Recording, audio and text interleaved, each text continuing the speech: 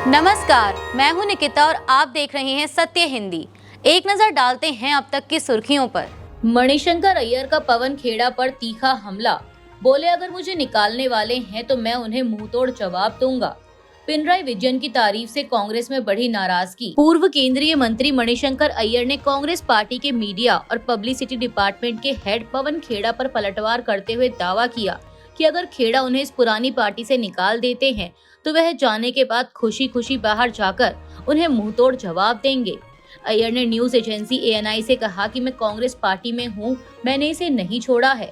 अगर पवन खेड़ा मुझे निकालने वाले हैं तो मैं जाने के बाद खुशी खुशी बाहर जाकर उन्हें मुंहतोड़ जवाब दूंगा।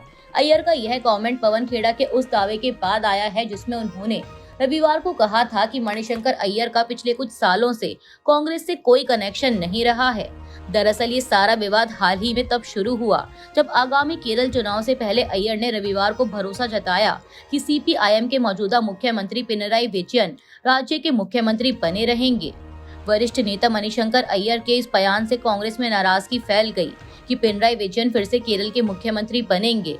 उन्होंने तिरुवनंतपुरम में विजन 2031 डेवलपमेंट एंड डेमोक्रेसी नाम के एक इंटरनेशनल सेमिनार में यह बात कही, जिसका उद्घाटन केरल के CM ने किया था। उनकी इन बातों पर रिएक्शन देते हुए पवन खेड़ा ने एक्स पर लिखा था कि मिस्टर मणिशंकर अय्यर का पिछले कुछ सालों से कांग्रेस से कोई लेना देना नहीं रहा है।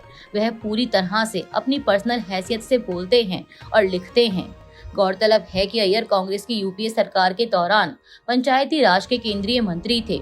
दिसंबर 2017 में PM मोदी के बारे में एक विवादित कमेंट के बाद उन्हें कांग्रेस से सस्पेंड कर दिया गया था और अगस्त 2018 में सस्पेंशन वापस ले लिया गया।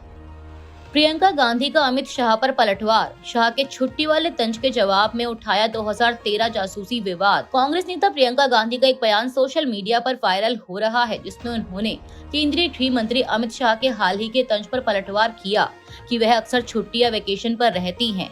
एक टीवी इंटरव्यू में प्रियंका ने कहा कि वह अपनी बेटी से मिलने के लिए 3 दिन की छुट्टी पर गई थी और ऐसा करना उनका अधिकार है। उन्होंने पलटवार करते हुए 2013 के गुजरात जासूसी विवाद का जिक्र किया और कहा कि उन्हें यानी शाह को साहिब के लिए महिलाओं की जासूसी करने की अपनी पुरानी आदतें छोड़ देनी चाहिए।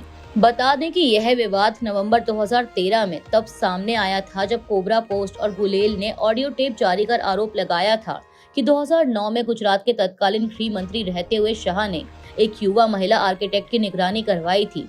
उस समय कांग्रेस ने आरोपों को तत्कालीन मुख्यमंत्री नरेंद्र मोदी से जोड़ा था।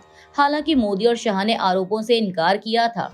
वहीं 2016 में संबंधित महिला ने सुप्रीम कोर्ट में जांच रोकने की मांग की थी।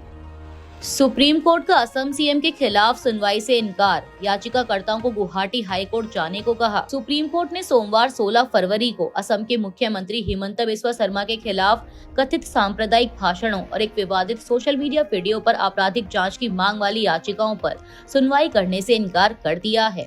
यह वायरल वीडियो 7 फरवरी 2026 को असम BJP के आधिकारिक X हैंडल से शेयर किया गया था, जिसमें शर्मा को 2 मुस्लिम पुरुषों की एनिमेटेड तस्वीर पर गोली चलाते हुए दिखाया गया था, जिसे बाद में हटा दिया गया। CJI सूर्यकांत की अगुवाई वाली 3 जजों की बेंच ने याचिकाकर्ताओं, जिनमें CPIM और CPI भी शामिल हैं, को गुवाहाटी हाईकोर्ट जाने की सलाह दी। अदालत ने कहा कि किसी भी संवैधानिक पद पर बैठे व्यक्ति को धर्मनिरपेक्ष मूल्यों के खिलाफ आचरण नहीं करना चाहिए, लेकिन हर मामले में सीधे सुप्रीम कोर्ट आना उचित नहीं है। कोर्ट ने हाई कोर्ट से याचिकाओं को जल्द सूचीबद्ध करने का भी अनुरोध किया। भूपेन कुमार बोरा ने वापस लिया इस्तीफा। असम कांग्रेस में सियासी हलचल तेज। असम कांग्रेस के पूर्व अध्यक्ष भूपेन कुमार बोरा ने सोमवार को कांग्रेस अध्यक्ष मल्लिकार्जुन खड़गे को इस्तीफा भेजा, लेकिन कुछ ही घंटों बाद उसे वापस ले लिया। सूत्रों के अनुसार उन्होंने पत्र में लिखा था कि पार्टी नेतृत्व उन्हें नजरअंदाज कर रहा है और राज्य इकाई में उन्हें उनका हक नहीं मिल रहा। बोरा ने कहा कि उन्होंने 32 साल पार्टी की सेवा की और यह फैसला किसी व्यक्ति विशेष के खिलाफ नहीं है। इस्तीफे की खबर के बाद कांग्रेस और अन्य विपक्षी नेता उनसे मिलने पहुंचे और उन्हें मनाने की कोशिश की। वहीं इस्तीफे की खबर फैलते ही असम के मुख्यमंत्री हिमंत बिस्वा शर्मा ने कांग्रेस पर सीधा हमला बोला। उन्होंने कहा था कि भूपेन बोरा असम कांग्रेस के आखिरी ऐसे हिंदू नेता थे जिनके माता पिता कभी विधायक या मंत्री नहीं रहे। उनके इस्तीफे से यह संदेश जाता है कि अब कांग्रेस में सामान्य परिवार से आने वाला कोई भी व्यक्ति आगे नहीं बढ़ सकता। इसके साथ ही शर्मा ने दावा किया था कि कांग्रेस के कई नेता पार्टी छोड़ सकते हैं। बता दें कि बोरा 2021 से 2025 तक प्रदेश अध्यक्ष रहे हैं और पिछले साल उनकी जगह गौरव गोगोई को जिम्मेदारी दी गई थी। ममता को इंडिया ब्लॉक को लीड करना चाहिए, मनमोहन के पुराने सलाहकार टीएमसी सांसद सागरिका घोष ने किया समर्थन। विपक्ष के इंडिया ब्लॉक की अगुवाई कौन करेगा, इस पर कांग्रेस के कुछ पुराने नेताओं ने नए सुझाव दिए हैं। पूर्व प्रधानमंत्री मनमोहन सिंह के मीडिया सलाहकार रहे संजय पारू ने पश्चिम बंगाल की मुख्यमंत्री ममता बनर्जी को नेतृत्व देने की बात कही है। उन्होंने कहा कि ममता एक सेल्फ मेड पहली पीढ़ी की नेता हैं और एकमात्र ऐसी महिला हैं जो पार्टी और सरकार दोनों की प्रमुख हैं। बारू ने लिखा कि राहुल गांधी मल्लिकार्जुन खड़गे के साथ सोनिया गांधी मनमोहन सिंह मॉडल दोहराने से फायदा नहीं हुआ। बारू ने यह भी कहा कि भारत को इंदिरा गांधी के बाद कोई महिला प्रधानमंत्री नहीं मिली है। वहीं उनके लेख को टीएमसी सांसद सागरिका घोष ने साझा करते हुए इसे समय की मांग बताया। प्रियांक खड़गे का आरोप, आरएसएस की फंडिंग पर उठाए सवाल। प्रियांक बोले टैक्स क्यों नहीं देता संघ। कांग्रेस ने राष्ट्रीय स्वयंसेवक संघ यानी आरएसएस की फंडिंग को लेकर बड़े सवाल उठाए हैं। प्रियांक खड़गे ने बेंगलुरु में एक कार्यक्रम में आरोप लगाया कि आरएसएस से जुड़े करीब 2500 संगठन विदेशों से धन जुटाते हैं और इसके पीछे बड़ा मनी लॉन्ड्रिंग रैकेट हो सकता है। उन्होंने मांग की कि आरएसएस को संविधान और कानून के तहत रजिस्टर किया जाए और पूछा कि संगठन टैक्स क्यों नहीं देता। खड़गे ने कहा कि आरएसएस गुरु दक्षिणा के नाम पर चंदा लेता है, लेकिन इसकी कोई साफ जानकारी नहीं देता।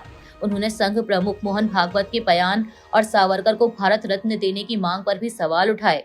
वहीं आरएसएस का कहना है कि वह 1925 में स्थापित व्यक्तियों का समूह है, न कि अलग से कोई कानूनी इकाई, और आजादी के बाद भारत सरकार ने ऐसे संगठनों के लिए रजिस्ट्रेशन अनिवार्य नहीं किया। अब इस मुद्दे पर कांग्रेस और बीजेपी के बीच बहस तेज हो गई है।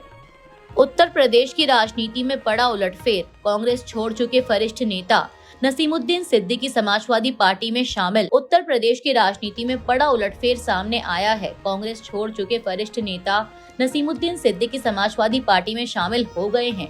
वे लखनऊ में समाजवादी पार्टी प्रमुख अखिलेश यादव की मौजूदगी में पार्टी में शामिल हुए। बता दें कि सिद्दीकी बसपा के संस्थापक सदस्यों में रहे हैं और मायावती सरकार में कई बार मंत्री रह चुके हैं। 2017 के बाद बसपा से निकाले जाने पर वे कांग्रेस में गए थे और 2019 में पश्चिमी जोन के अध्यक्ष बने, लेकिन हाल ही में एक्टिव भूमिका न मिलने की बात कहकर उन्होंने पार्टी छोड़ दी। उनके साथ पूर्व बसपा मंत्री अनीस अहमद खान भी समाजवादी पार्टी में शामिल हुए। अखिलेश ने इसे पीडीए यानी पिछड़ा दलित अल्पसंख्यक रणनीति को मजबूती बताया है। माना जा रहा है कि 2027 विधानसभा चुनाव से पहले यह कदम कांग्रेस के लिए झटका और समाजवादी पार्टी के लिए बड़ा राजनीतिक लाभ साबित हो सकता है। नई दिल्ली में एआई इम्पैक्ट समिट शुरू। नई दिल्ली में एआई इम्पैक्ट समिट 2026 की शुरुआत 16 फरवरी से हो गई है और यह 20 फरवरी तक चलेगा। इसे अंतर्राष्ट्रीय कार्यक्रम का मुख्य आयोजन स्थल भारत मंडपम है।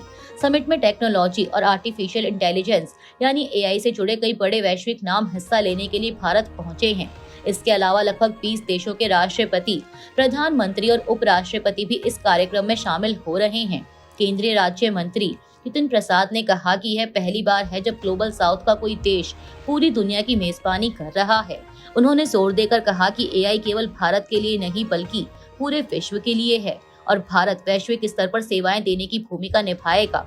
उन्होंने प्रधानमंत्री मोदी के विजन और नेतृत्व का उल्लेख करते हुए कहा कि भारत एआई प्रतिभा और कौशल की राजधानी के रूप में और मजबूत होकर उभरेगा।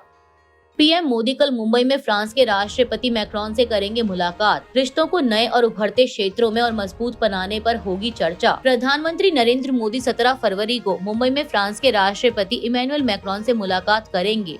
इस दौरान दोनों नेता भारत फ्रांस स्ट्रेटेजिक पार्टनरशिप की प्रगति की समीक्षा करेंगे और रिश्तों को नए और उभरते क्षेत्रों में और मजबूत बनाने पर चर्चा करेंगे।